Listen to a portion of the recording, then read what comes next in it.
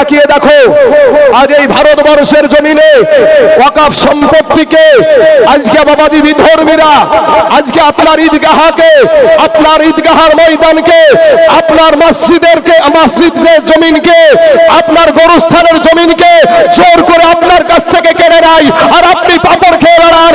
অর্থাৎ বোঝা যায় এই কপালপুরায় এর কপালে জাহান্নামের আসামি লেখা আছে। বুঝতে পারলেন না কেন? আজকে দেখেন বিল পাস করেছে না করেনি ভাই? শুনেছেন?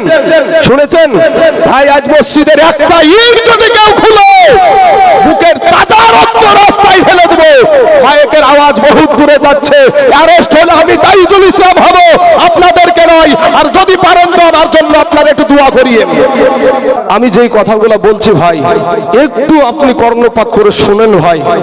আমাদের কেউ নাই ভারতবর্ষে আজ মুথাবাড়ির জমিনে মুসলমানকে মারলো, আজকে বেলডাগার জমিনে মুসলমানকে মারে। আজ ওয়াকফ সম্পত্তি যা আছে সবগুলাকে গ্রাস করার জন্য সংসদে বিল পাস করলো মুসলমান। আজকে কোন রাম মন্দিরের একটা কমিটি মুসলমান নাই, একটা বাবাজি কালী মন্দিরের কমিটি একটা মুসলমান নাই। আর আপনার মসজিদের কমিটি হবে একটা হিন্দু, আপনার গরুস্থানের কমিটি হবে একটা হিন্দু, আপনার বাবাজি আপনার ঈদগাহার আপনার কমিটি হবে একটা হিন্দু। এটা কি আপনি মেনে নিতে পারবেন? কথা বলে না, চুপ করে আছে, মুখে ফেবিকুইক আঠা লাগাইছেন। ভাই ভয় লাগছে নাকি? জানি কখন অ্যারেস্ট হয়ে যায়। ভয় লাগছে না তো? তাহলে একবার তাকবীরের ধ্বনি লাগা দিই, নারে তাকবীর। এই যুবকেরা রেডি ভাই? তুইও যুবক, আমিও যুবক, মরলে মরি যাবো, কি আছে রে ভাই? মরিয়ে যাবো, এপারে জামনি গুলি করে মারিয়ে দেবে, ও পারে যায় জান্নাত। জোরে বলো সুবহানাল্লাহ। একবার যুবক ভাইরা রেডি, জোরে সোরে নারে তাকবীর, নারে রিসালাত। ব্রাদার ইসলাম মাশাআল্লাহ মাশাআল্লাহ। আমরা ভাই, আমার সমস্ত যুবকগুলা, আমি আমার সভাপতি ভাইকে বলবো, প্রধান বক্তা করা আছে কিন্তু আমাকে টাইম ছিল আমার 9টায়, কিন্তু কে জানি কিভাবে কি করলো কমিটিরা। কমিটির সিদ্ধান্তই চূড়ান্ত। সমস্ত যুবককে যদি আজ পেতাম তাহলে ভাই আমার মনের কথাগুলা খুলে বলতাম যে যুবক রে, তোমরা যুবক আজকে তুমি ভাই সেই নবীর আদর্শকে মানো না, সেই নবীর আদর্শের জামা পরো না, সেই নবীর আদর্শকে মানো না। আজ তোমার মতন যুবকেরাই আমার নবীর পাশে দাঁড়িয়ে এই ইসলামটাকে প্রতিষ্ঠিত করেছে। জোরে বলো সুবহানাল্লাহ। ভাই আপনি কেমন পোশাক পরবেন তাতে নবীজির আদর্শ আছে। আপনি কেমন করে আপনার বাবা মায়ের সাথে কেমন ব্যবহার করবেন তাতে নবীজির আদর্শ আছে। আপনি কেমন ভাবে পেশাবে যাবেন তাতে নবীজির আদর্শ আছে। আপনি মুরব্বীদের সাথে, যুবক ভাইয়েরা মুরব্বীদের সাথে আপনি কেমন ব্যবহার করবেন, বৃদ্ধ বাবজিদের সাথে আপনি কেমন ব্যবহার করবেন তাতে আমার নবীর আদর্শ আছে। একজন ইমামের সাথে আপনি কেমন ব্যবহার করবেন তাতে নবীজির আদর্শ আছে।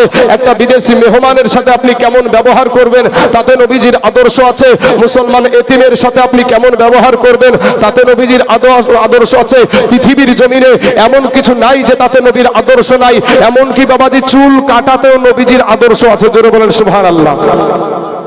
সুন্নাতি চুল কাটা আছে না নাই?